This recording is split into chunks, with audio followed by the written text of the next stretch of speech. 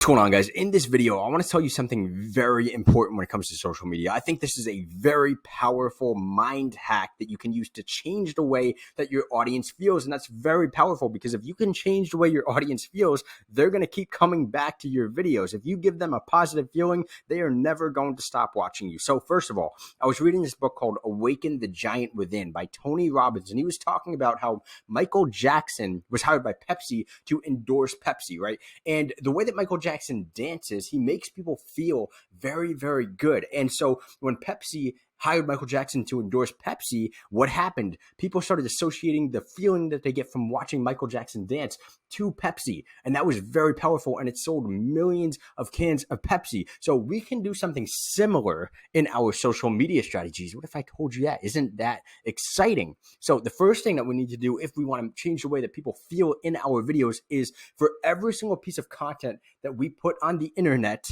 we need to have some kind of defined outcome that the viewer will get if they watch the video. Like, what will they be able to do after they watch the video? And that's pretty cliche, I get it. But the outcome for this video, for example, is that you're going to be able to differentiate yourself from the crowd if you do what I'm saying in this video. Because most videos do not have a clearly defined outcome. They're just shoving information down people's throat and hoping that they do something with it, and they don't get any outcome from it. And therefore, those people don't want to keep watching those people because there's no action to be taken, right?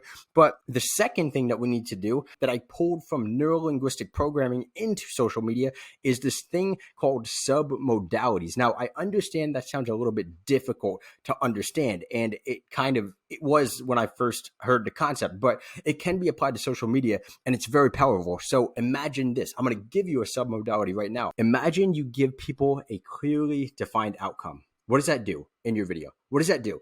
It puts a picture inside of their mind. Now they have a vision of exactly what their life is going to look like after they implement what you are talking about in your video. And most people will just stop there. The people that actually do have a clearly defined outcome, obviously, because most people don't. But you can add submodalities to intensify the feeling, the positive feeling that people are getting from actually watching your video, right? So for example, you can tell people to take that image in their mind. You can do this very subtly, by the way. You don't need to say, oh, I'm using a submodality on you and stuff like that. It can just be a couple of words like, hey, I want you to imagine this big, bright, and bold, and then state your clearly defined outcome, right?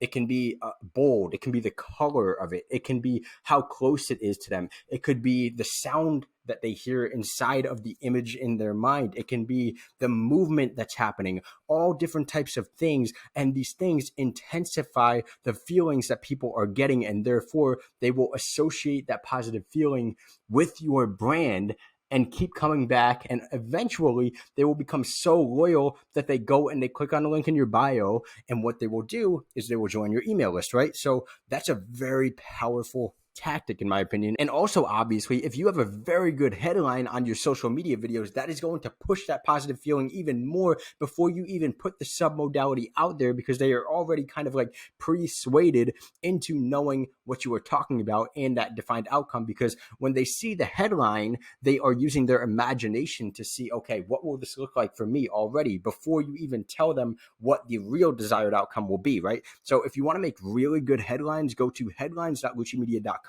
And there's a free training on that page that gives you 10 headlines that collectively, with one post each, generated 1.6 million views for me just with one post. I've used them multiple times very successfully. So if you want to know what those headlines are, no charge at all, go to headlines.luccimedia.com and go and get them. Have a good one.